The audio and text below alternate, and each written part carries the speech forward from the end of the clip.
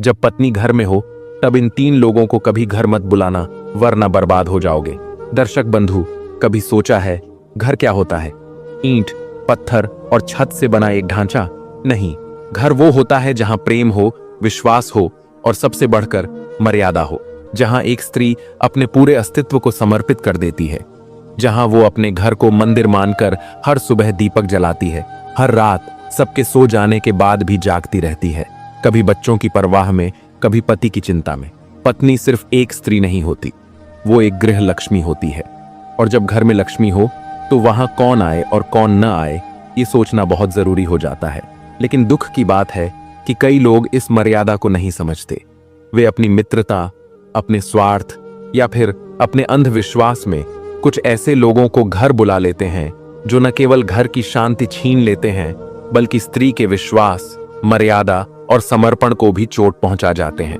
क्या आप जानते हैं कि ऐसे कौन 3 लोग हैं जिन्हें पत्नी के रहते हुए कभी भी अपने घर में नहीं बुलाना चाहिए? क्योंकि जब ये 3 लोग एक पवित्र घर की दहलीज लांघते हैं तो सिर्फ रिश्ते नहीं टूटते, बल्कि बर्बादी खुद उस घर का पता पूछकर वहीं डेरा डाल देती है। दर्शक बंधु, आज हम इसी रहस्य को पूरे विस्तार से जानेंगे कि वो कौन से 3 लोग हैं जिन्हें घर नहीं बुलाना चाहिए। दर्शक बंधु, आपका समय नष्ट न करते हुए एक कथा के माध्यम से इस रहस्य को समझते हैं। लेकिन आगे बढ़ने से पहले आपको यह बता दें कि गरुड़ पुराण में साफ साफ कहा गया है, चाहे वह कोई कथा हो या कोई सीख, अगर उसे बीच में छोड़ दिया जाए तो वह पाप की श्रेणी में आता है। इसीलिए मेरा समस्त भाइयों और बहनों से विनम्र निवेदन है कि कृपया इस कथा को अंत तक अवश्य सुनें। और अगर आप एक सच्चे सनातनी हैं तो हमारे चैनल को सब्सक्राइब जरूर करें। साथ ही नीचे जय श्री राम लिखकर अपना आशीर्वाद और समर्थन देना न भूलें। तो चलिए अब श्री हरि की कृपा से कथा आरंभ करते हैं। ये बहुत पुरानी बात है, युगों पहले की। एक नगर था चमेलीपुर। वहां के राजा थे काशी नाम के, बहुत ही प्रतापी, दयालु और धर्म को मानने वाले राजा। वे अपनी प्रजा को अपने बच्चों की तरह मानते थे, किसी के साथ अन्याय नहीं होने देते थे, और जो भी दुखी होता उसके लिए राजा खुद दुखी हो जाते थे। उनकी रानी थी, रानी केशनी। जैसी दया उनके मन में थी, वैसी ही भक्ति भी थी। वह हर दिन भगवान के ध्यान में डूबी रहती थी, मंदिर जाती थी, जप करती थी और जरूरतमंदों की सेवा करती थी। राजा ने रानी के लिए महल के बाहर एक बहुत सुंदर बाग बनवाया था, जिसे लोग रानी का बाग कहने लगे थे। उसी बाग में एक तालाब था जहां रानी स्नान करती थी, और एक छोटा मंदिर था जहां वे हर सुबह पूजा करती थी। पूजा के बाद रानी गरीबों को दान देती थी। कोई भूखा आता तो खाना, कोई नंगा आता तो कपड़ा, और जिसे जरूरत हो उसे पैसा। रानी को अपने राजा का व्यवहार बहुत पसंद था। उन्हें लगता कि भगवान ने उन्हें एक ऐसा पति दिया है जो न सिर्फ उनका ख्याल रखता है, बल्कि उनके मन को भी समझता है। क्योंकि हर किसी को ऐसा पति नहीं मिलता जो प्यार करे, सम्मान दे और भावना को समझे। राजा भी रानी से बहुत प्रेम करते थे। 10 साल में कभी भी रानी से दूर नहीं हुए थे। अगर कभी रानी मायके जाती थीं, तो राजा भी उनके साथ ही जाते थे। राजा के लिए रानी जैसे उनकी जान थी, वह उनसे दूर रह ही नहीं सकते थे। लेकिन इन 10 सालों में एक बात ने उन्हें बहुत दुखी कर दिया था। उन्हें संतान नहीं हुई थी। राजा को यह बहुत बड़ा दुख था। कभी कभी राजा अकेले में सोचते, मैं तो रानी से इतना प्रेम करता हूं, उसके बिना एक पल भी नहीं रह पाता, फिर भी भगवान ने हमें संतान क्यों नहीं दी? अब तक हमारे आंगन में छोटे छोटे राजकुमार खेल रहे होते, लेकिन यहाँ तो एक नन्ही बच्ची भी नहीं हुई। राजा यह दुख रानी से कभी नहीं कहते थे, लेकिन रानी सब समझती थी। वह जानती थी कि राजा कितना दुखी है, मगर उनके पास भी कोई उपाय नहीं था। एक स्त्री को सौतन पसंद नहीं होती। वह नहीं चाहती कि उसका पति किसी और स्त्री की तरफ देखे, चाहे वह एक गुड़िया जैसी ही क्यों ना हो। रानी कभी यह बात राजा से कह ही नहीं पाई कि आप दूसरी शादी कर लीजिए। उधर दरबार के मंत्री और अन्य लोग रानी से नाराज होने लगे थे। उन्हें लगने लगा था कि रानी सिर्फ भक्ति दिखाती हैं, दान करती हैं, लेकिन वो असल में बहुत स्वार्थी हैं। एक दिन मंत्री ने राजगुरु से कहा, गुरुदेव, अब तक हमारे महल में राजकुमार होना चाहिए था। राजा अब जवान नहीं रहे। अगर अब भी देर हुई तो वो कभी पिता नहीं बन सकेंगे। फिर राज्य का क्या होगा? यह तो बहुत बड़ा संकट है। राजगुरु गंभीर हो गए, बोले, तुम सही कह रहे हो मंत्री, लेकिन राजा को समझाना बेकार है। हमें रानी को समझाना होगा, वह समझ सकती हैं धर्म की बातों को। राजगुरु रानी के पास गए, बहुत शांति से बोले, रानी माँ, अब राजमहल एक बड़े धर्म संकट से गुजर रहा है। राजा को एक पुत्र चाहिए जो राज्य को संभाले। आप यह बात जानती हैं, लेकिन आप यह बात नहीं स्वीकार कर रही हैं। आप ही राजा को आज्ञा दीजिए कि वो एक और विवाह कर लें। अगर आप चाहें तो खुद किसी योग्य कन्या को चुन सकती हैं।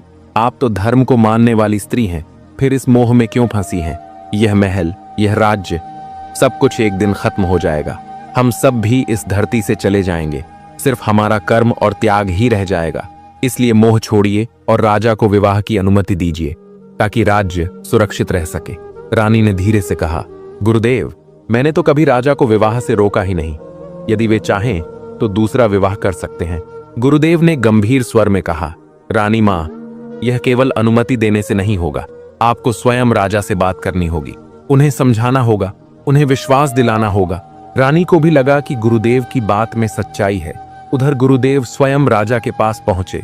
वे भावुक हो उठे, बोले, राजन, अब और चुप रहना ठीक नहीं।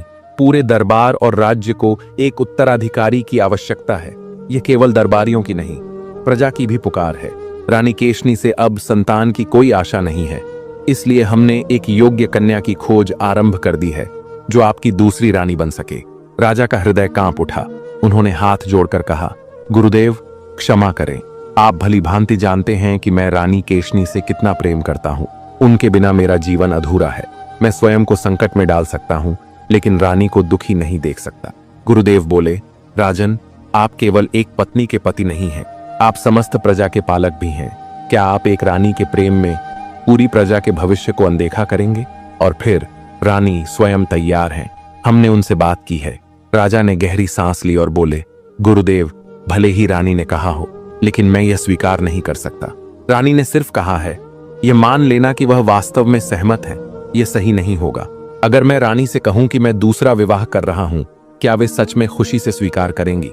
गुरुदेव थोड़े कठोर हो गए, बोले, राजन, आप बात को उलझा रहे हैं। स्त्री के लिए दूसरा विवाह पति के रहते अधर्म है। कुलीन स्त्रियां ऐसा सोचती भी नहीं, और आप पुरुष होकर जो धर्म का भार उठाते हैं, उसका यह अर्थ नहीं कि आप अपने कर्तव्य से मुंह मोड़ें। राजा शांत स्वर में बोले, गुरुदेव, अगर स्त्री के लिए यह पाप है तो मेरे लिए भी है। मेरे मन में दूसरा विवाह करने का विचार आना भी पाप है। गुरुदेव बोले, राजन, तो आप ही जाकर रानी से बात कीजिए। एक बार उनके मन की बात खुद उनसे सुनिए। रात्रि का समय था। राजा काशी अपने कक्ष में लौटे। रानी केशनी पहले से उनका इंतजार कर रही थी। उन्होंने कोमल स्वर में कहा, महाराज, अब तक हमें कोई संतान नहीं हुई। आपको राज्य की भलाई के लिए एक योग्य राजकुमारी से विवाह कर लेना चाहिए। राजा ने रानी की आंखों में देखा और बोले, रानी, तुम जानती हो मैं तुमसे कितना प्रेम करता हूँ। मेरे लिए दूसरा विवाह करना असंभव है। क्या केवल किसी के कहने से यह सब हो सकता है? क्या तुम खुद ये बात मान सकती हो कि मैं किसी और से विवाह कर लूं? रानी ने धीरे से कहा, यही तो स्त्री और पुरुष में अंतर है। पुरुष एक से अधिक विवाह कर सकता है, लेकिन स्त्री के लिए यह संभव नहीं। मगर महाराज, आप केवल मेरे पति नहीं हो, आप इस राज्य के राजा भी हो। एक राजा को अपनी प्रजा से भी प्रेम होना चाहिए, उसके प्रति उत्तरदायित्व भी होना चाहिए। अभी की सबसे बड़ी आवश्यकता एक उत्तराधिकारी है जो राज्य को आगे बढ़ाए। राजा के मुख पर वेदना की रेखाएं उभर आईं। उन्होंने कहा, रानी, जब तुम खुद चाहती हो कि मैं ऐसा करूं, तो स्वाभाविक है कि दरबारी और प्रजा भी यही चाहेंगे। लेकिन मेरा निर्णय अटल है। तुम्हारे बाद भी मैं किसी और से विवाह नहीं करूंगा। और रानी, मुझसे दोबारा इस विषय में कोई बात मत करना। इस तरह की बातों से मेरा मन बहुत दुखी होता है। रानी ने नम्र स्वर में कहा, ठीक है राजन, मैं फिर कभी कोई ऐसी बात नहीं करूंगी जिससे आपको दुख पहुंचे। मैंने तो कभी कुछ कहा ही नहीं था। वह तो गुरुदेव की आज्ञा थी जो आपके सामने रख दी। वरना कौन स्त्री होगी जो अपने जीवन में सौतन चाहेगी? लेकिन महाराज, आप कृपा करके संतान प्राप्ति के लिए कोई दूसरा उपाय अवश्य करें। किसी संत महात्मा से आशीर्वाद लीजिए या कोई पुत्रेष्ठ यज्ञ कराइए। साधु संतों की वाणी में ऐसी शक्ति होती है कि वह पत्थर को भी मोम बना देते हैं। उनके लिए कुछ भी असंभव नहीं होता। राजा ने रानी की बात ध्यान से सुनी और भावुक हो उठे। बोले, रानी, तुम्हारी बात मेरे मन को बहुत शांति दे रही है। यह मार्ग मुझे पहले ही सोच लेना चाहिए था। मैं कल ही वन में जाकर उस महान तपस्वी महात्मा के दर्शन करूंगा जो वर्षों से वहां तप में लीन है। वे बहुत सीधे और सत्यप्रिय संत हैं। मुझे यह ख्याल ही नहीं आया कि संत से आशीर्वाद लिया जा सकता है। यहाँ दरबार में तो लोग 10-10 विवाह की सलाह दे देते हैं, लेकिन सच्चा उपाय कभी कोई नहीं बताता। यह बात आज तक किसी ने मुझे नहीं कही। मैं प्रातः काल ही वन की ओर प्रस्थान करूंगा और महात्मा से आशीर्वाद मांगूंगा। रानी ने धीरे से कहा, राजन, आप कृपा कर मुझे भी अपने साथ ले चलिए। मैं भी आपके साथ वन में चलूंगी। राजा मुस्कुराए। अवश्य रानी, हम दोनों साथ चलेंगे। अगले दिन प्रातः राजा और रानी वन की ओर निकले। कुछ दूर जाने पर उन्हें वह वृद्ध महात्मा मिले, जो अब इतने वृद्ध हो चुके थे कि चल भी नहीं सकते थे, लेकिन उनके शिष्यों ने उन्हें राजा से मिलवा दिया। राजा ने श्रद्धा पूर्वक प्रणाम किया और अपनी व्यथा सुनाई। भगवान, मैं काशी का राजा हूं। 12 वर्ष हो चुके हैं, लेकिन मुझे कोई संतान प्राप्त नहीं हुई। कृपा कर मुझे आशीर्वाद दीजिए। महात्मा ने कुछ क्षण चुप रहकर फिर थोड़े कठोर स्वर में कहा, राजन, इतने वर्षों तक कहां थे? अब तो मेरा यह शरीर भी साथ नहीं दे रहा। तुम तब आए हो जब अग्नि सब कुछ भस्म कर चुकी है और अब कुआं खोदने निकले हो। अब तो कुछ कर पाना मेरे लिए कठिन है। यह सुनकर रानी केशनी के नेत्र भर आए। उन्होंने श्रद्धा से महात्मा के चरण पकड़ लिए और विनती करने लगी। रानी की भक्ति, उनकी आंखों का जल देखकर महात्मा का कठोर हृदय पिघल गया। उन्होंने करुणा से कहा, रानी, राजा के भाग्य में इस जन्म में कोई संतान नहीं है, लेकिन तुम्हारी भक्ति और विनम्रता के कारण मैं विधि के विधान में थोड़ा फेर बदल कर रहा हूं। राजा को अगले जन्म में 3 पुत्रों का योग है। मैं उनमें से एक पुत्र को इस जन्म में भेज दूंगा। तुम्हें एक बहुत सुंदर और तेजस्वी पुत्र की प्राप्ति होगी। लेकिन रानी, ध्यान रखना, जब विधि के लेख को बदला जाता है तो उसका मूल्य भी देना पड़ता है। इसलिए जब वह बालक 15 वर्ष का हो जाए तो तुम दोनों को राजमहल का त्याग कर इस वन में आकर मेरी इस कुटिया में सन्यासी बनकर तपस्या करनी होगी। तभी उस पुत्र का जीवन सुरक्षित रहेगा और भविष्य उज्जवल होगा। राजा ने विनम्र स्वर में कहा, महात्मन, हमें आपकी शर्त पूरी तरह स्वीकार है। हम आपकी आज्ञा का पालन करेंगे। कृपा कर हमें आशीर्वाद दीजिए। महात्मा ने प्रसन्न होकर राजा और रानी को पुत्र प्राप्ति का आशीर्वाद दे दिया। राजा और रानी भाव विभोर होकर महात्मा को प्रणाम करके राजमहल की ओर लौट चले। मन में विश्वास और चेहरे पर भक्ति की मुस्कान थी। महात्मा की कही हर बात सत्य सिद्ध हुई। समय बीता और राजमहल में नन्हे राजकुमार की किलकारी गूंज उठी। राजकुमार का जन्म होते ही जैसे समस्त अंधकार छंट गया। महल में हर्ष का माहौल बन गया। राजा और रानी के दिन अब भक्ति और प्रेम में बीतने लगे। वह समय इतना सुंदर और तेज बीता मानो जैसे कल की ही बात हो। धीरे धीरे 14 वर्ष बीत गए और तब रानी को याद आया वह वचन जो उन्होंने वर्षों पहले महात्मा को दिया था। रानी ने धीरे से राजा से कहा, महाराज, आपको कुछ भी याद नहीं रहता। आपने तो महात्मा से कोई वचन दिया था ना? राजा मुस्कुराकर बोले, रानी, इसमें घबराने जैसी बात क्या है? अभी समय है। रानी ने गंभीर होकर कहा, महाराज, समय की गति बहुत तेज होती है। हमारा राजकुमार अब कोई गोदी में खेलने वाला शिशु नहीं रहा। वह अब 14 वर्ष का हो गया है और बस 1 वर्ष में हमें महल त्याग कर वन में तपस्वी बनना है। अब तक हमने राजकुमार को कोई बड़ी जिम्मेदारी भी नहीं दी है। मैं चाहती हूं कि आप तुरंत उसके विवाह की व्यवस्था करें। रानी की बात सुन राजा जैसे नींद से जागे। बोले, रानी, यह बात तुम्हें 2 साल पहले कहनी चाहिए थी। मैं अब तक उसका विवाह करवा चुका होता। मैं तो सोच रहा था कि संन्यास लेने से पहले अपने पोते का मुख देख लूं, पर अब वह संभव नहीं दिखता। रानी ने कोमलता से कहा, महाराज, जो बीत गया उसे छोड़िए। अब तो बस यही उचित होगा कि आप तुरंत राजकुमार का विवाह कराएं। राजा ने तुरंत निर्णय लिया। अगले ही दिन उन्होंने अपने पड़ोसी और मित्र राजा जयदत्त के पास अपने पुत्र कुशाल के विवाह का प्रस्ताव भेजा। राजा जयदत्त को यह प्रस्ताव बहुत प्रिय लगा और उन्होंने अपनी पुत्री राजकुमारी पूर्णिमा का विवाह कुशाल से करने की सहर्ष स्वीकृति दे दी। सप्ताह भर में सब रस्में पूरी हो गईं और राजकुमारी पूर्णिमा ब्याह कर चमेलीपुर आ गई।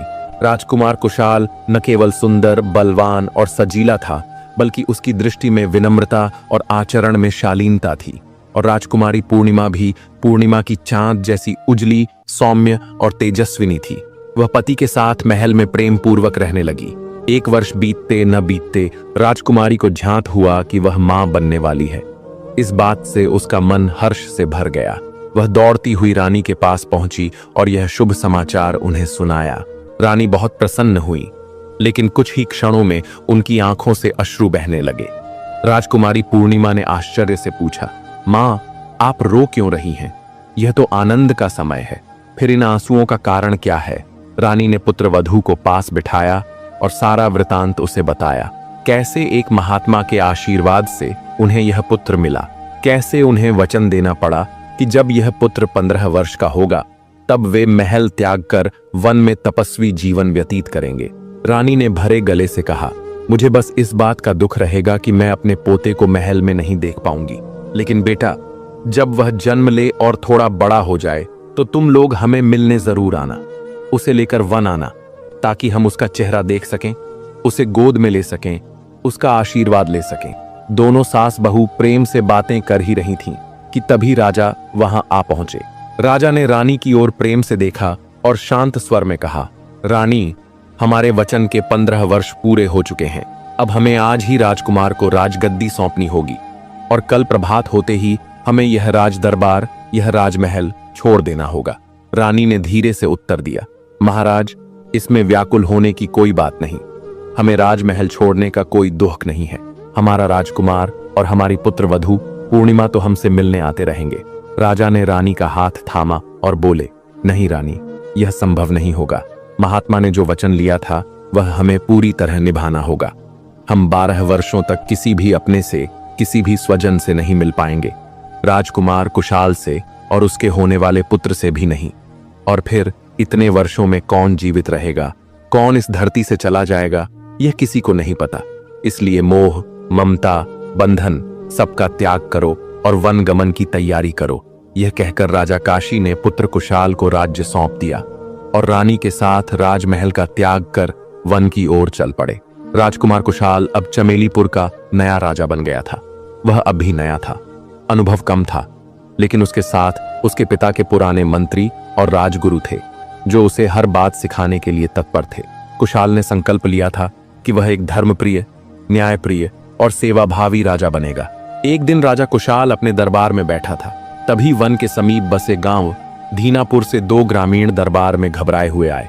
वे थक कर कांप रहे थे और व्याकुल होकर बोले, महाराज, हमें बचाइए। हम धीनापुर गांव के निवासी हैं, जंगल के पास रहते हैं, पर कुछ दिन से कोई अनजाना जंगली जानवर हमारे पशुओं को खा रहा है। हमारे गाय, बैल, बकरी जो थोड़े बहुत दुधारू जानवर थे, उन्हें बेरहमी से मार देता है और उनकी हड्डियां वहीं फेंक देता है। ऐसा कभी हमारे जीवन में नहीं हुआ। हम पहले से ही बहुत गरीब हैं महाराज। जो 2-4 पशु थे उन्हीं से घर चलता था, अब वे भी नहीं बचे। अब तो हमारा परिवार भूखा मर जाएगा। हे राजन, आप राजा काशी के धर्मपुत्र हो, आप पर हमें विश्वास है। आप दया के सागर हो, हमारी रक्षा कीजिए, हम आपके चरणों में हैं। राजा कुशाल ने बड़े धैर्य से दोनों को सुना और फिर दृढ़ स्वर में कहा, आप घबराइए मत, जो हो गया उस पर शोक नहीं करें। अब कोई भी जंगली जानवर आपके पशुओं को हाथ नहीं लगाएगा। मैं स्वयं उस जंगली जानवर की खोज में वन जाऊंगा और उसे पकड़कर आपके भय को समाप्त कर दूंगा। तभी दरबार में बैठे मंत्री ने सावधानी से कहा, महाराज, यह कार्य बहुत छोटा है। आपके जैसे राजा को जंगल जाने की आवश्यकता नहीं है। आप आज्ञा दें, हम अपने बहादुर सैनिकों को भेज देंगे, वे उस जानवर को ढूंढकर निपटा देंगे। राजा ने शांत लेकिन दृढ़ स्वर में कहा, यह बहुत अच्छी बात है। तुम तुरंत सैनिकों को भेजो और उन्हें आदेश दो कि उस खतरनाक जीव को जैसे भी हो समाप्त कर दें। अब और देरी नहीं होनी चाहिए। मंत्री ने राजा की आज्ञा का पालन किया और जंगल से लगे गांव धीनापुर में सैनिकों का कड़ा पहरा लगवा दिया। सभी सैनिक पूरी निष्ठा से अपने कर्तव्य पर डटे रहे। वे दिन रात उस गांव की रक्षा कर रहे थे। फिर भी कुछ ही दिनों में गांव के 2 और लोगों के पशु रहस्यमय ढंग से गायब हो गए और उनके कंकाल जंगल के समीप मिल गए। जब यह बात राजा कुशाल को पता चली तो वे भीतर से बहुत क्रोधित हो उठे। उनके मन में क्षोभ था कि इतने पहरे के बाद भी प्रजा असुरक्षित है। उन्होंने उसी क्षण निश्चय किया, अब मैं स्वयं इस वन में जाकर उस हिंसक जीव को ढूंढूंगा और उसका अंत करूंगा। राजा अब किसी दरबारी की कोई बात सुनने के लिए तैयार नहीं थे। उन्होंने कुछ भरोसेमंद सैनिकों को साथ लिया और वन की ओर प्रस्थान कर गए। यद्यपि राजा पहले भी 2-3 वर्षों तक अपने पिता के साथ शिकार के लिए वन आते रहे थे, परंतु यह यात्रा भिन्न थी। इस बार वह अकेले थे और उद्देश्य भी केवल शिकार का नहीं बल्कि प्रजा की रक्षा का था। एक धर्मराज का कर्तव्य निभाने का था। राजा वन में उस स्थान की खोज करने लगे जहां से उन्हें उस खतरनाक जीव की कोई सूचना मिल सके। खोजते खोजते राजा एक ऐसे स्थान पर पहुंच गए जो अत्यंत मनोहर और अनुपम था। वहां एक सुंदर बाग और उसके बीच एक शांत सरोवर था। यह स्थान ऐसा प्रतीत होता था मानो स्वर्ग का कोई अंश धरती पर उतर आया हो। परंतु राजा को क्या पता था, यह स्थान एक मायावी राक्षसी द्वारा रचा गया था। वह राक्षसी दिन में एक अत्यंत सुंदर स्त्री का रूप धारण कर उसी बाग में निवास करती थी और रात के समय वह अपने असली राक्षसी रूप में प्रकट होकर जंगल के पास के गांवों में तांडव मचाती थी। वह दीनापुर गांव के किसानों के पशुओं को पकड़कर उन्हीं के घर में उन्हें खा जाती थी और फिर उनके कंकाल जंगल की सीमा के पास फेंक देती थी। राजा जब उस स्थल पर पहुंचे तो उन्होंने देखा कि वहां एक अद्भुत सरोवर है। चारों ओर हरियाली है और वातावरण बहुत ही शुद्ध और रमणीय है। उन्होंने आश्चर्य से कहा, मैं तो कई बार इस वन में आ चुका हूं, लेकिन इस स्थान को पहले कभी नहीं देखा। यह कैसे छूट गया मुझसे? फिर वे स्वयं को समझाते हुए बोले, यह वन बहुत विशाल है और मेरी उम्र अभी बहुत छोटी। शायद इस वन को पूरी तरह जानने में मुझे अभी कई वर्ष लगेंगे। राजा ने अपने सैनिकों से कहा, तुम लोग इस क्षेत्र में अच्छे से देखो कि कहीं कोई खतरनाक जानवर छिपा हो। तब तक मैं इस सुंदर और शांत जगह पर थोड़ा विश्राम कर लेता हूँ। सैनिकों ने राजा की आज्ञा पाकर तुरंत जंगल की ओर प्रस्थान कर लिया। राजा वहीं एक विशाल वृक्ष की छाया में विश्राम करने लगे। वन की शांति में बैठकर उनका मन प्रभु चिंतन में डूबने ही वाला था कि तभी उनकी दृष्टि एक स्त्री पर पड़ी। अत्यंत रूपवती, अपूर्व सौंदर्य से युक्त, उसके रूप और यौवन की आभा इतनी तीव्र थी कि राजा के हृदय में हलचल मच गई। उसके सौंदर्य के आगे तो रानी केशनी भी फीकी लग रही थी। मन ही मन राजा ने सोचा, यह स्त्री तो ऐसी है जिसकी तुलना कोई नहीं कर सकता। मेरी रानी भी इसकी दासी बनने योग्य नहीं। उधर वह मायावी राक्षसी जो रात को विकराल रूप धारण कर प्राणियों का नाश करती थी, राजा को आते देख तुरंत सुंदर स्त्री का रूप धारण कर चुकी थी। उसने सोचा, यदि मैं इस राजा को अपने रूप में फंसा लूं और उससे विवाह कर लूं तो मेरे सारे कष्ट दूर हो जाएंगे। फिर मैं राजा के नगर में रहकर आराम से अपने काम कर सकूंगी, जानवरों को भी मार सकूंगी और विलास में भी डूबी रहूंगी। जंगल जैसी कठिनाइयां नहीं रहेंगी और राजा को तो मैं अपने रूप से पूरी तरह वश में कर ही लूंगी। राजा के मन में भी विचार आने लगे, यह स्त्री तो मेरी दूसरी रानी बनने के लिए सर्वथा उपयुक्त है। मैं कोई सामान्य व्यक्ति नहीं, मैं राजा हूं।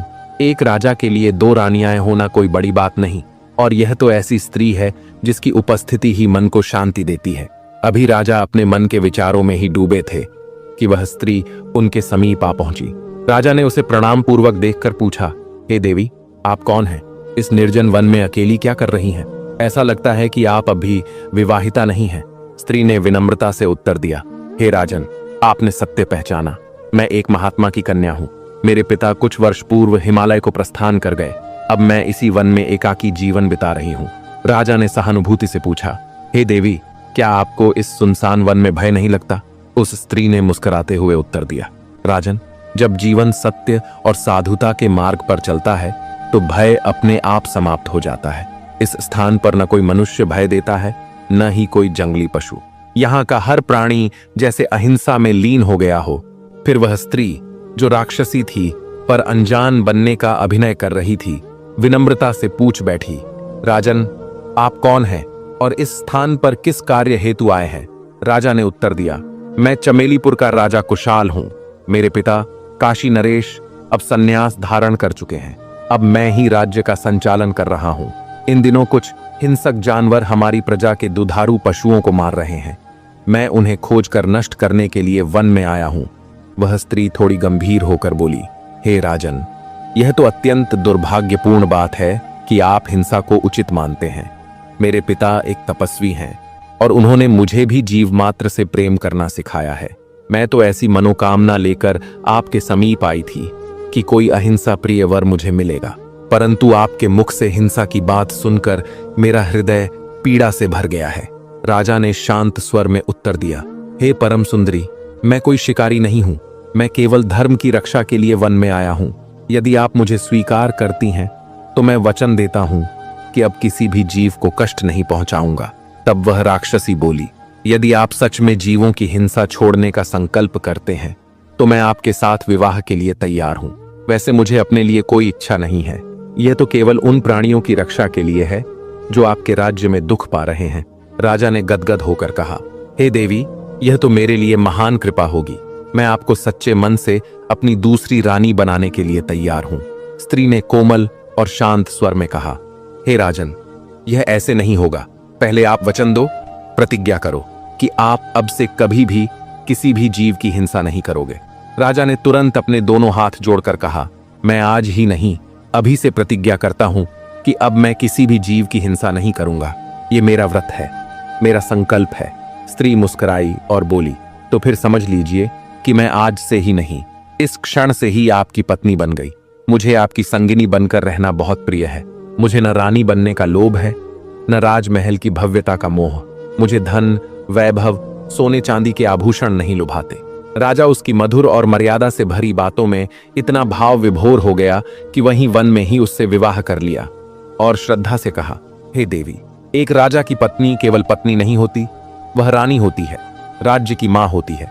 आज से आप मेरी रानी हैं। इस प्रकार वह मायावी राक्षसी अब राजमहल की रानी बनकर महल में रहने लगी, परंतु भीतर से वह घोर तामसिक और हिंसक स्वभाव की थी। अब समस्या यह थी कि राजा उसके मोह में पूर्णतः बंध चुके थे। वे हर पल उसके साथ रहना चाहते थे, लेकिन वह राक्षसी तो बिना मांसाहार और जीव हिंसा के एक दिन भी नहीं रह सकती थी। उसे हर दिन 10 बकरियां या हिरण या फिर एक भैंसा चाहिए होता था। राजा दिन रात अपनी सुंदर नवविवाहिता के साथ समय बिताना चाहता था, जिससे राक्षसी को बाहर जाकर अपना भक्ष्य ढूंढने का अवसर ही नहीं मिल रहा था। राजा अब अपनी पहली पत्नी के पास जाना भी छोड़ चुके थे। उन्हें पता था कि रानी केशनी गर्भवती है और वह सोचते कि वहां जाने से कुछ विशेष लाभ नहीं होगा। राक्षसी महल में रहने लगी, पर अब वह परेशान होने लगी थी। उसका पेट नाश्तों और मीठे पकवानों से नहीं भरता था। उसकी राक्षसी वृत्ति जाग उठती थी। बहुत सोच विचार कर उसने राजा से छल पूर्वक कहा, महाराज, मैं एक महात्मा की पुत्री हूं। मैं कभी किसी के साथ अन्याय नहीं देख सकती और मुझे लगता है कि आप भी अनजाने में अन्याय कर रहे हैं। आप दिन रात मेरे पास ही रहते हो, जबकि बड़ी दीदी, जो पहले से आपकी पत्नी है, उनका भी आप पर समान अधिकार है। मैं उनके साथ अन्याय नहीं देख सकती, इसलिए मैं चाहती हूं कि आप एक रात मेरे साथ रहें और एक रात अपनी पहली रानी के साथ। राजा उसकी बात सुनकर अत्यंत प्रसन्न हो गया। बोला, हे देवी, आप तो वास्तव में पुण्यात्मा हैं। आप जैसी धर्मप्रिय, उदार और निस्वार्थ स्त्री और कोई नहीं हो सकती। आज मेरा हृदय गदगद हो गया है। राजा को क्या पता था कि यह कोई देवी नहीं, एक राक्षसी थी जो अपने स्वार्थ की पूर्ति के लिए यह योजना बना चुकी थी। वह राजा को अपने से दूर करना चाहती थी ताकि रात के समय वह बाहर जाकर अपनी राक्षसी वृत्ति पूरी कर सके। उधर बड़ी रानी, जो भीतर से हमेशा संयमी और धर्मनिष्ठ रही थी, वह भी छोटी रानी की इस बात से प्रसन्न थी कि वह धर्म और न्याय की बातें करती है। लेकिन अब शुरू हुआ राक्षसी का असली खेल। रात के समय जब भी राजा अपनी पहली रानी के कक्ष में होते, राक्षसी उस अवसर का लाभ उठाकर नगर के बाहर जाती और पशुपालकों के दुधारू पशुओं को मारकर खा जाती। फिर शांत भाव से वापस अपने कक्ष में लौट आती, जैसे कुछ हुआ ही ना हो। कुछ ही दिनों में नगर के पशुपालक, ग्वाले और किसान व्याकुल होकर दरबार में आ गए। वे फूट फूट कर रोने लगे और बोले, हे महाराज, हमारी रक्षा कीजिए। कोई अदृश्य शक्ति, कोई राक्षसी हमारे पशुओं को मारकर खा रही है। हम निर्धन लोग हैं, हमारे पास तो बस वही पशु थे। अब भूख से मरने की नौबत आ गई है। आप तो राजा काशी के धर्मपुत्र हो, आप हमारी रक्षा कीजिए। राजा अत्यंत आश्चर्य में पड़ गया। उसके मुख से निकला, यह कैसे हो सकता है? हमारे राज्य में राक्षसी? यह तो बड़ा ही विचित्र और चिंताजनक विषय है। राजा ने तुरंत अपने सेनापति को आदेश दिया, नगर की रक्षा व्यवस्था को और भी सुदृढ़ कर दो। विशेष रूप से वहां सख्त पहरा लगाया जाए जहां पशुओं की देखभाल होती है। एक भी प्राणी असुरक्षित नहीं होना चाहिए। सेनापति ने पूर्ण निष्ठा और मुस्तैदी से नगर की सीमा और पशुशालाओं पर पहरा बिठा दिया।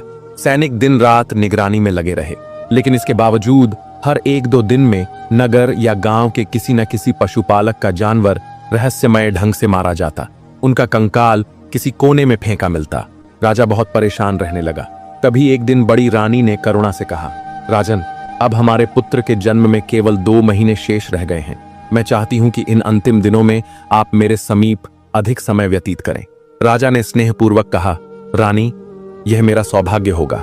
मैं अवश्य आपके साथ अधिक समय बिताऊंगा। इसके बाद राजा का ध्यान बड़ी रानी की ओर अधिक रहने लगा। वह प्रायः उनके कक्ष में समय बिताने लगा। यह बात राक्षसी को बाहर से अच्छी तो लगी, क्योंकि अब उसे अकेले में जाने का अवसर मिलने लगा, परंतु भीतर से उसका स्त्रीत्व जल उठा। क्योंकि वह थी तो एक स्त्री ही, सौतन का प्रेम उसे सहन नहीं हुआ। वह ईर्ष्या से भर गई। सोचने लगी, राजा अब मेरे पास सप्ताह में कुछ घंटों के लिए ही आते हैं, बाकी समय बड़ी रानी के साथ रहते हैं। उसने मन में कुटिल योजना बनाई। एक दिन उसने राक्षसी रूप धारण किया और रात के समय राजमहल के अस्तबल में घुसकर राजा के प्रिय घोड़े को मार डाला। वहां घोड़ों की रक्षा के लिए राजा के विश्वस्त सैनिक तैनात थे। जब उन्होंने यह दृश्य देखा कि एक विकराल राक्षसी घोड़े पर टूट पड़ी है, तो वे तुरंत उसकी ओर दौड़े। राक्षसी सैनिकों को आता देख भागी और सीधा बड़ी रानी के कक्ष में घुस गई। भीतर जाकर उसने तुरंत अपना रूप बदल लिया और फिर बाहर आकर चिल्लाने लगी, राजन, सैनिकों, जल्दी आइए। मैंने अपनी आंखों से देखा है, बड़ी दीदी के शयन कक्ष में राक्षसी छुपी है। उसी समय बड़ी रानी अपने कक्ष में विश्राम कर रही थी। यह सुनकर वह घबरा गई और तुरंत उठकर बैठ गई। राजा भी तत्काल वहां पहुंच गया। सैनिकों ने कमरे की तलाशी ली, लेकिन भीतर तो केवल बड़ी रानी ही थी, शुद्ध और शांति से बैठी हुई। राजा ने संशय में आकर छोटी रानी से पूछा, जब तुमने राक्षसी को वहां जाते देखा तो वह फिर कहां गई? छोटी रानी ने तड़पते स्वर में कहा, महाराज, क्या आप इतने भोले हैं कि कुछ भी समझ नहीं पा रहे? वह राक्षसी कोई और नहीं, बड़ी रानी स्वयं है। राजा चौंक पड़ा। क्या कह रही हो छोटी रानी? तुम जानती हो तुम किस पर आरोप लगा रही हो? छोटी रानी, जो वास्तव में राक्षसी थी, अत्यंत शांत भाव से बोली, हे राजन, ये बात मैं नहीं कह रही, ये तो आपके सैनिक कह रहे हैं। वही सैनिक जिसने राक्षसी का पीछा किया था। अब आप ही सोचिए, वे किसी भ्रम में तो नहीं थे। सैनिकों ने राजा से हाथ जोड़कर कहा, महाराज, हम यह नहीं कह सकते कि राक्षसी कौन है, लेकिन इतना अवश्य जानते हैं कि हमने उसे बड़ी रानी के कक्ष में जाते हुए देखा है। राजा का मन उलझनों से भर गया, लेकिन मोह और भ्रम में डूबे हुए उसने तुरंत निर्णय कर लिया। उसने छोटी रानी की ओर देखा और कहा, तुम कितनी बुद्धिमती हो देवी।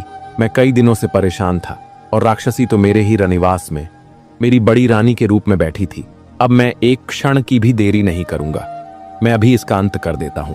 बड़ी रानी बार बार हाथ जोड़कर कहती रही, हे नाथ, मैं राक्षसी नहीं हूं, मैं आपकी वही पत्नी हूं जिसने आपके साथ जीवन बिताया है। मैं आपकी बड़ी रानी हूं। लेकिन राजा, जिसने अब अपना विवेक खो दिया था, कठोर स्वर में बोला, अब तुम मेरी कुछ भी नहीं हो। अब मेरी रानी तो बस छोटी रानी है। वही अब इस राज्य की धर्म और नीति की मार्गदर्शक होगी। जो आदेश वह देगी वही अंतिम होगा। अगर तुम्हें अपनी जान की भीख मांगनी है तो उससे मांगो, शायद वह दया कर दे। मैं अब कुछ नहीं कर सकता। बड़ी रानी अपनी और अपने गर्भ में पल रहे संतान के लिए छोटी रानी से करुणा की याचना करने लगी। हे बहन, मेरी जान बख्श दो। मेरे गर्भ में तुम्हारे भतीजे का जीवन पल रहा है। यदि मुझसे कोई भ्रम हुआ है तो क्षमा करो। छोटी रानी, जो वस्तुतः राक्षसी थी, कठोर स्वर में बोली, अब तुम दीदी कहलाने योग्य नहीं हो। तुम एक राक्षसी हो और मैं एक महात्मा की कन्या हूं। मैं किसी की भी हिंसा नहीं चाहती, इसलिए मैं तुम्हारा प्राण नहीं लूंगी, परंतु तुम्हें यूं ही नहीं छोड़ सकती। जब तक तुम्हारे पास आंखें हैं तुम हिंसा कर सकती हो, इसलिए तुम्हें अपनी दोनों आंखें खोनी होंगी। राक्षसी ने तुरंत झल्लाद को बुलाकर आदेश दिया, इस पापिनी को जंगल में ले जाकर उसकी आंखें फोड़ दो और उसे उस बाग के पास वाली गुफा में छोड़ दो, जहां उसका अंत सुनिश्चित हो। बड़ी रानी बार बार राजा से अपनी बेगुनाही की दुहाई देती रही, लेकिन राजा ने जैसे अपने हृदय पर पत्थर रख लिया था। उसने अपनी आंखें फेर लीं, जैसे वह उस रानी को जानता ही नहीं, जैसे उनका कभी कोई संबंध ही नहीं रहा हो। कहते हैं, जब व्यक्ति मोह और भ्रम में पड़ जाए तो उसका विवेक और धर्म दोनों साथ छोड़ देते हैं। उसे न सत्य दिखाई देता है न असत्य का भान होता है। वही हुआ राजा के साथ।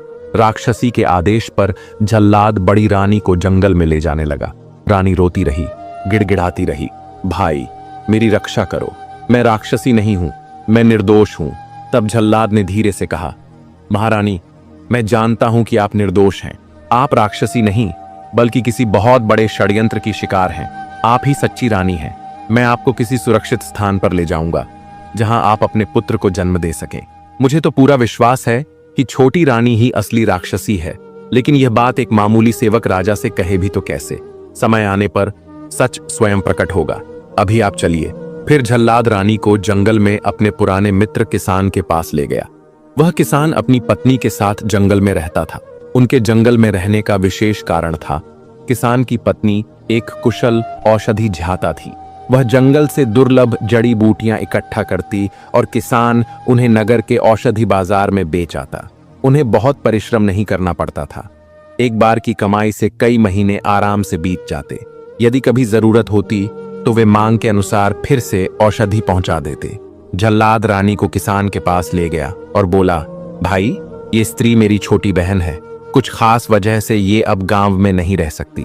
कुछ दिन इसे अपने पास रखो। सही समय पर मैं आकर अपनी बहन को वापस ले जाऊंगा और तब तुम्हें इसका सच भी बता दूंगा, लेकिन अभी के लिए इसे सबसे छुपा कर रखना होगा। किसान की पत्नी तो वैसे भी जंगल में अकेले रहती थी। उसे एक औरत की जरूरत थी जो उसका साथ दे सके। उसे अब एक मुंह बोली ननद मिल गई थी। दोनों ने बड़ी प्यार से रानी को अपने पास रख लिया। उधर जल्लाद ने किसी जानवर की आंखें निकालकर छोटी रानी को दे दी और जाकर बोला, महारानी, वो मूर्ख स्त्री अब नहीं रही। एक बाघ ने उसे एक झटके में मार डाला और खा गया। छोटी रानी बहुत खुश हुई।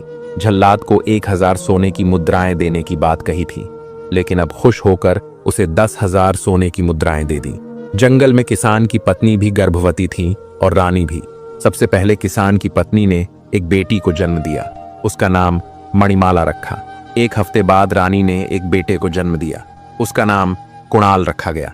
दोनों बच्चे जंगल में साथ साथ पलने लगे।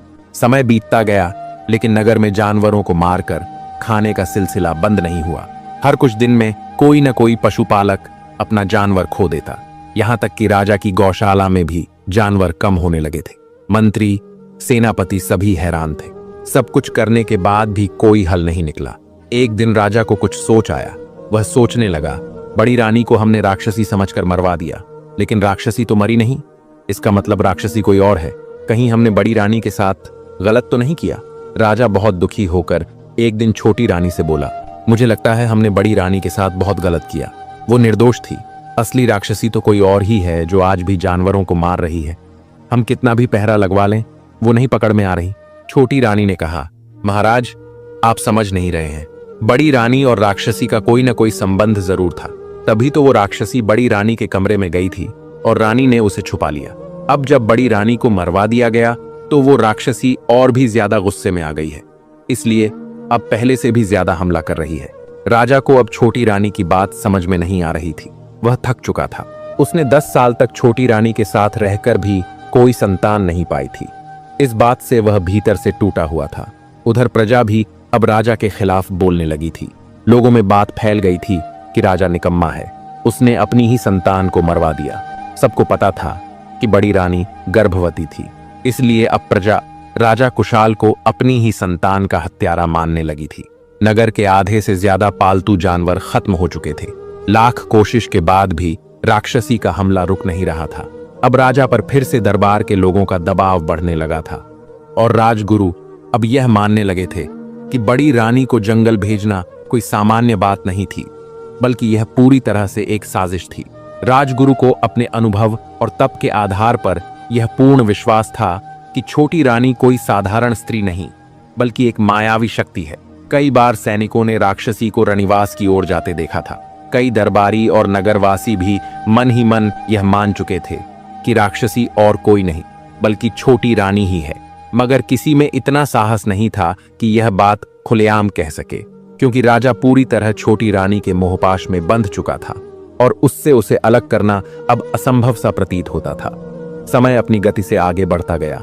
उधर जंगल में राजकुमार कुणाल अब 16 वर्ष का तेजस्वी और शीलवान युवक बन चुका था। वहीं किसान की पुत्री मणिमाला भी अब एक सुंदर, शालीन और गुणवान नवयौवना बन चुकी थी। कुणाल उसकी ओर आकर्षित था और मणिमाला ने तो मन ही मन उसे अपना पति मान लिया था। दोनों प्रतिदिन साथ साथ जंगल में भ्रमण करते, वृक्षों की छांव में बैठकर जीवन और ज्ञान की बातें करते और धीरे धीरे उनका प्रेम भक्ति भाव से परिपक्व होने लगा। इधर राजमहल में एक दिन पुराने तहखाने की सफाई हो रही थी। उसी दौरान एक अत्यंत प्राचीन और दिव्य तलवार मिली। वह तलवार इतने वर्षों से वहीं पड़ी थी कि किसी को उसके अस्तित्व का पता भी न था। जैसे ही कोई सेवक उसे छूता उसे बिजली जैसा झटका लगता और तलवार से चिंगारियां निकलने लगती। राजा को जब यह बात पता चली तो वह अचंभे में पड़ गया। हमारे महल में ऐसी अद्भुत वस्तु वर्षों से छुपी रही और मुझे उसकी जानकारी तक नहीं। राजा तुरंत कुलगुरु के पास गया और इस तलवार के बारे में पूछा। कुलगुरु ने आंखें मूंद कर ध्यान किया और फिर बोले, हे राजन, यह तलवार एक महान संत ने तुम्हारे पूर्वजों को भेंट की थी। यह कोई साधारण अस्त्र नहीं, यह दिव्य है। इसे वही धारण कर सकता है जो पूर्णतः धर्मात्मा हो, सत्यनिष्ठ हो, त्यागी हो। इस तलवार को धारण करने वाला न तो किसी मनुष्य से पराजित हो सकता है न किसी राक्षस से। परंतु दुख की बात यह है कि तुम्हारी पूर्ववर्ती 10 पीढ़ियों में कोई भी ऐसा धर्मनिष्ठ राजा नहीं हुआ। सभी काम, क्रोध और अत्याचार के शिकार हुए। अब यह तलवार तब तक निष्क्रिय ही रहेगी जब तक कोई सच्चा धर्मात्मा राजकुमार जन्म नहीं लेता। फिर गहरी सांस लेकर उन्होंने कहा, राजन, मुझे तो भविष्य भी बहुत धुंधला नजर आ रहा है। लगता है तुम्हारे बाद यह राज्य तुम्हारे वंश के हाथ से निकल जाएगा। राजा दुखी हो गया। उसे भी अब अपने कुल की स्थिति डगमगाती महसूस हो रही थी। राजगुरु ने कहा, इस तलवार को अब दरबार के सामने प्रदर्शनी में रखवा दीजिए ताकि राज्य के लोग देख सकें कि इस भूमि में कभी धर्म की शक्ति कितनी महान थी। राजा ने आदेश दिया और उस तलवार को एक मजबूत लकड़ी की टेक से सहारा देकर दरबार के सामने रखवा दिया ताकि प्रजा भी देख सके कि उनके पूर्वजों की शान कैसी रही थी। उधर झल्लाद, जो वर्षों से सब कुछ देख रहा था और सत्य को जानता था, उसने सोचा, अब समय आ गया है कि राजकुमार प्रकट हो और अपने अधिकार को सिद्ध करे। यह मौका अब नहीं गया तो कभी नहीं आएगा। वह तुरंत अपने किसान मित्र के पास गया, रानी से विनम्रता से मिला और बोला, महारानी, अब राजकुमार को राजमहल में जाना बहुत जरूरी हो गया है। अब उसे अपना भाग्य स्वयं लिखना होगा। रानी चिंता में पड़ गई, बोली, परंतु राजकुमार को खतरा हो सकता है। अगर राक्षसी को पता चला तो वह उसे भी मार सकती है। तब झल्लाद गंभीरता से बोला, महारानी, राजकुमार कोई साधारण बालक नहीं है, वह राजा का पुत्र है। राजकुमारों की जिंदगी ही खतरे उठाने के लिए होती है। आप चिंतित मत होइए। उसे महल जाकर अपना परिचय छुपाकर किसी कार्य के लिए निवेदन करना होगा। अभी उसे अपने अस्तित्व को छिपाकर ही आगे बढ़ना है। राजा समझ ही नहीं पाए कि जो युवक सामने खड़ा है वही उनका अपना राजकुमार है, जिसे वे वर्षों पहले भूल चुके थे और जिसे अधर्मी समझकर वनवास दे दिया गया था। उधर झल्लाद, जो रानी का परम विश्वास पात्र बन चुका था, वह जंगल में रहते हुए कई बार रानी की सहायता कर चुका था। कभी अन्न, कभी वस्त्र और कभी महल की खबरें चुपचाप पहुंचा देता था। रानी को अब महल के भीतर क्या हो रहा है, किसके मन में क्या चल रहा है, इसकी जानकारी झल्लाद के माध्यम से मिलती थी। इसलिए रानी उससे बहुत मानती थी और उस पर पूरा विश्वास करती थी।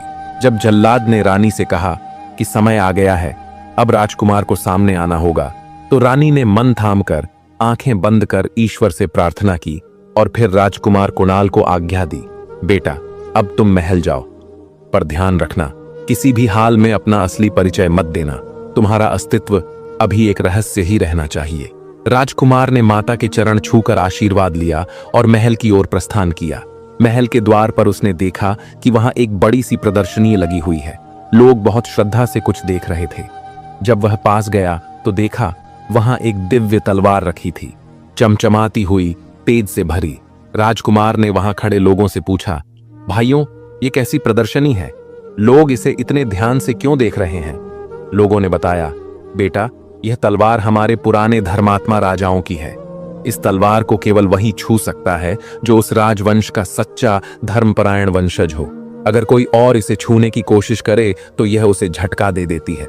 बहुत से लोग इसे छूने की कोशिश कर चुके हैं, लेकिन सभी को बिजली जैसा झटका लगा है। कुणाल ने मुस्कुराकर वहां के रक्षक से पूछा, क्या मैं इस तलवार को एक बार छू सकता हूं? रक्षक ने हंसते हुए कहा, तू किसी गांव का लगता है, तुझे शायद कुछ भी अंदाजा नहीं। इसे छूने से भयानक झटका लगता है। तू बेहोश भी हो सकता है या मौत भी हो सकती है। यह तलवार कोई साधारण चीज नहीं है। कुणाल ने दृढ़ स्वर में कहा, मुझे नहीं लगता कि इसमें ऐसा कुछ है। इतनी तारीफ सुनकर भी मुझे ये सिर्फ एक साधारण तलवार लग रही है। मैं इसे छूना चाहता हूं। रक्षक ने सिर हिलाया और कहा, तू मूर्ख, छूकर देख ले, पर अपनी जान का जिम्मेदार खुद होगा। कुणाल ने बिना किसी भय के आगे बढ़कर उस तलवार को दोनों हाथों से उठाया। तलवार उसके हाथों में वैसे ही थी जैसे कोई अपने हाथ में अपनी चीज पकड़ता है। न कोई झटका, न कोई चिंगारी, बल्कि तलवार जैसे अपनी पहचान पा गई हो। उसके मुख पर तेज आ गया। लोग हैरान रह गए। रक्षक की आंखें फटी की फटी रह गईं। वह भागता हुआ भीतर गया और राजा के पास पहुंचकर बोला, महाराज, बहुत बड़ा आश्चर्य हुआ है। एक अजनबी युवक ने उस दिव्य तलवार को उठा लिया है, बिना किसी झटके के। राजा सुनकर चौंक गया। उसने तुरंत राजगुरु को साथ लिया और दरबार के द्वार तक दौड़कर आया। वहां उसने उस युवक को देखा और पूछा, हे बालक, तुम कौन हो? तुम्हारा साहस और तेज बता रहा है कि तुम साधारण नहीं हो। युवक ने सिर झुकाकर कहा, महाराज, मैं एक साधारण किसान हूं, जंगल में रहता हूं, दरबार में काम की तलाश में आया हूं। क्या आपके दरबार में मेरे लिए कोई छोटा मोटा काम है? राजा ने उस तेजस्वी युवक को देखकर श्रद्धा से कहा, नवयुवक, अब तुम इस दिव्य तलवार को धारण करो। मैं तुम्हें अपना अंगरक्षक नियुक्त करता हूं। राजा उसे अपने साथ दरबार में ले आया और फिर स्नेहपूर्वक बोला, तुम फिलहाल मेरे पास एक सैनिक की तरह रहो और मेरे आदेशों का पालन करो। राजा सिंहासन पर तो बैठ गया, पर उसका मन अब शांत नहीं था। विचारों का तूफान भीतर उठ रहा था। यह तलवार तो मेरे कुल की है, फिर यह बाहर से आए कोई युवक कैसे उठा सकता है? क्या यह कोई साधारण जन नहीं, बल्कि मेरे वंश का ही है? लेकिन मेरे वंश में तो अब मेरे सिवा कोई शेष नहीं। कहीं बड़ी रानी अभी जीवित तो नहीं? इन प्रश्नों ने राजा को गहरे चिंता में डाल दिया।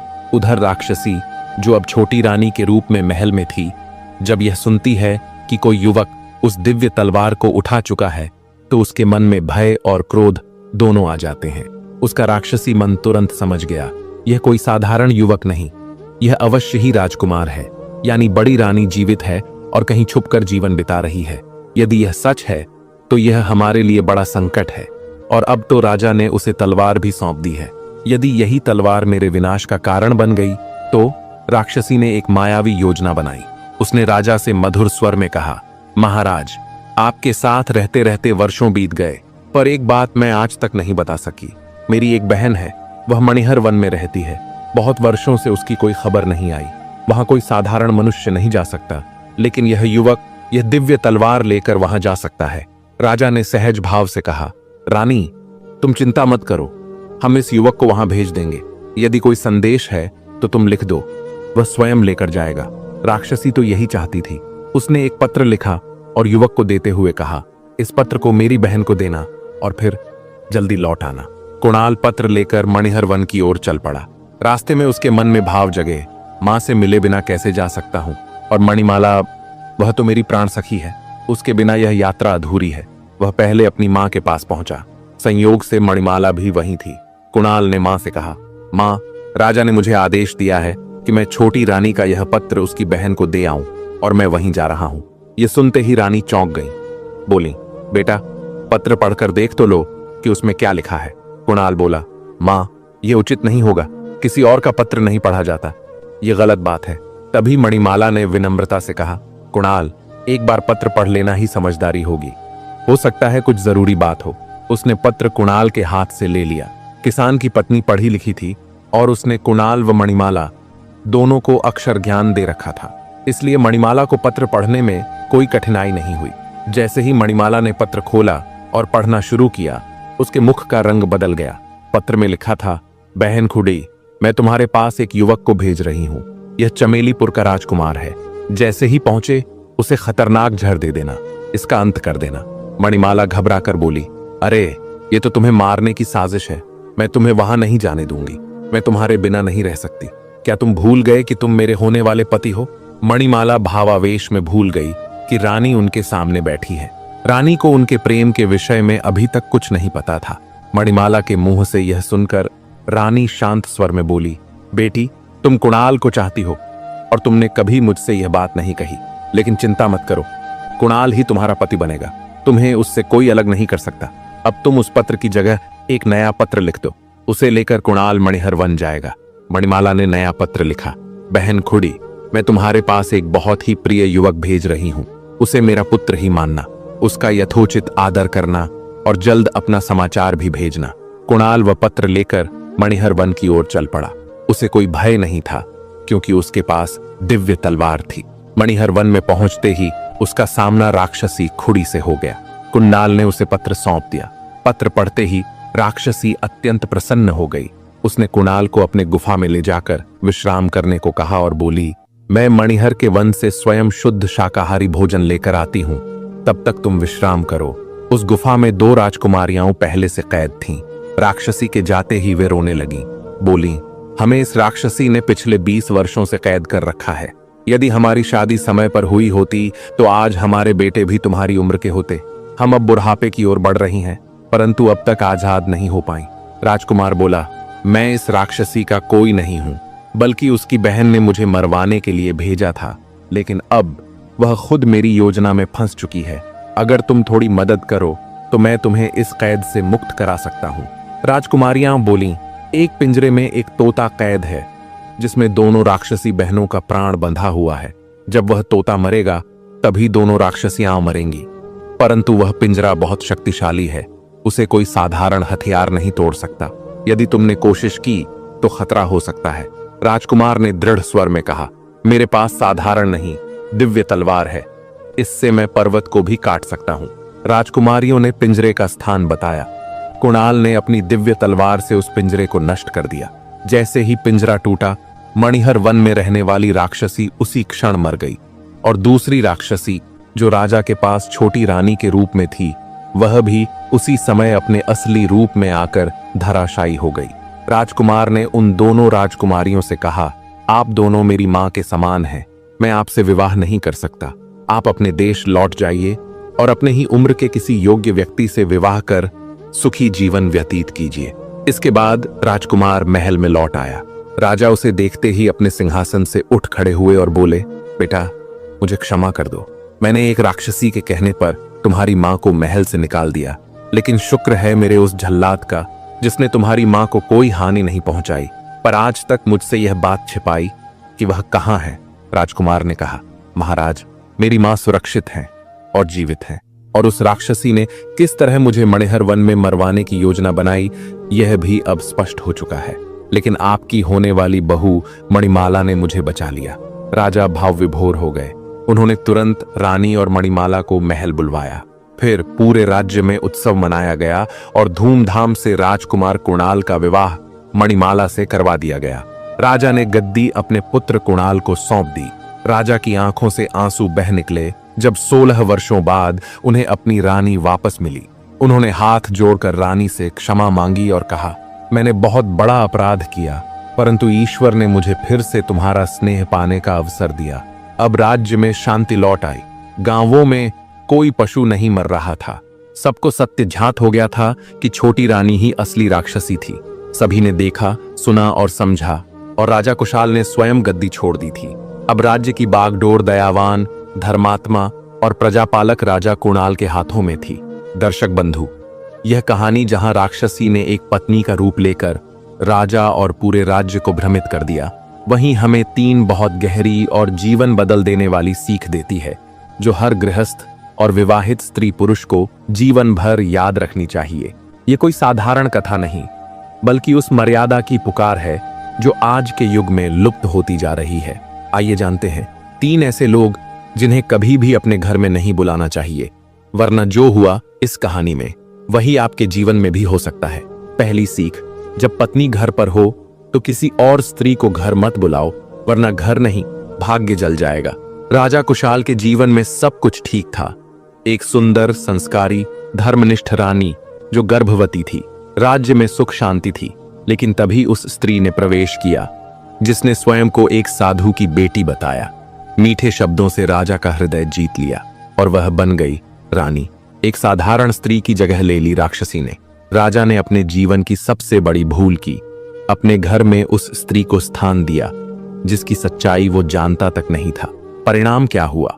राजा की पहली रानी जो गर्भवती थी, उस पर राक्षसी ने झूठा आरोप लगवाया, उसकी आंखें निकलवा दी, उसे जंगल में फेंकवा दिया। सोचिए, जो स्त्री जीवन देने जा रही थी, उसे घर से निकालकर राजा ने जीवन को ही नष्ट कर दिया। यही होता है जब हम पत्नी के रहते किसी और स्त्री को घर लाते हैं, चाहे वो रिश्तेदार हो, सहेली हो या कोई काम वाली। स्त्री का सम्मान टूट जाए तो घर की नींव हिल जाती है। दूसरी सीख, कभी उस व्यक्ति को घर मत बुलाओ जो मीठा बोलता है पर मन में विष होता है। राक्षसी ने क्या किया? वह राजा के साथ हर समय मीठी बातें करती थी, उपदेश देती थी। मैं जीव हिंसा के खिलाफ हूं, मैं अहिंसा चाहती हूं। ऐसा बोल बोल कर उसने राजा के मन में घर कर लिया। लेकिन भीतर से वह वही थी जो रात में पशु खाती थी, गांव लूटती थी और निर्दोषों की हत्या करती थी। कई बार हमारे जीवन में भी ऐसे लोग आते हैं जो हमारी तारीफ करते हैं, हमें भक्ति, सेवा और सदाचार की बातें बताते हैं, लेकिन जब समय आता है तो वही लोग हमारे घर की शांति को भस्म कर जाते हैं। इसीलिए कभी भी किसी की मीठी बातों से प्रभावित होकर उसे अपने घर में प्रवेश मत दो। सत्य जानो, उसके कर्म देखो, नहीं तो जैसे राजा ने देखा, अपना पूरा परिवार, राज्य और भविष्य सब खो बैठा। तीसरी सीख, उस व्यक्ति को कभी घर मत बुलाओ जो आपकी पत्नी से जलता हो, वरना वह घर को ही तोड़ देगा। जब राक्षसी ने देखा कि राजा अब फिर से अपनी पहली पत्नी के पास अधिक समय देने लगा है तो वह सुलग उठी। सौतन को वह बर्दाश्त नहीं कर पाई और तभी उसके भीतर की राक्षसी जाग उठी। उसने घोड़े की हत्या की, झूठा इल्जाम लगाया और पूरी रानी की जिंदगी बर्बाद कर दी। आज भी ऐसी स्त्रियां या पुरुष हमारे समाज में हैं जो किसी की खुशहाल शादीशुदा जिंदगी से जलते हैं, और जब उन्हें घर में आने का मौका मिलता है तो वो सबसे पहले उस स्त्री को अलग करते हैं जो सच्चे मन से उस घर को सींच रही होती है। ऐसे लोगों को कभी घर में मत लाओ जो आपके रिश्तों से जलते हैं। वो न सिर्फ आपकी पत्नी को आपसे दूर करेंगे बल्कि आपको खुद से भी काट देंगे। और अब अंत में उस राजा का पुनर्जन्म उसी पुत्र कुणाल के रूप में हुआ जिसने राक्षसी का वध किया, अपनी मां को वापस लाया और अपने राज्य को पुनः धर्म के मार्ग पर स्थापित किया। दर्शक बंधु, यह कथा केवल राजा, रानी और राक्षसी की नहीं है। यह हर उस गृहस्थ की कथा है जो अपने घर को स्वर्ग बनाना चाहता है, लेकिन भूलवश उन लोगों को बुला लेता है जिनकी उपस्थिति ही राक्षसी होती है। यदि आप चाहते हैं कि आपका घर सुखमय बना रहे तो इन 3 बातों को जीवन में उतार लीजिए। 1. जब पत्नी घर में हो तो किसी पराई स्त्री को महत्व मत दीजिए। 2. मीठी बातों में विष होता है, सावधान रहिए। 3. ईर्ष्या करने वाले लोगों को अपने घर से दूर रखिए। अगर आपको यह सच्चाई पूर्ण, सीख देने वाली कथा अच्छी लगी हो तो कृपया हमारे चैनल को सब्सक्राइब करें, कमेंट में राधे राधे जरूर लिखें और अपने अनुभव भी साझा करें। हम फिर मिलेंगे एक नई कथा, एक नई सीख के साथ। आपके जीवन में धर्म और विवेक बना रहे, यही प्रभु से प्रार्थना है। राधे राधे।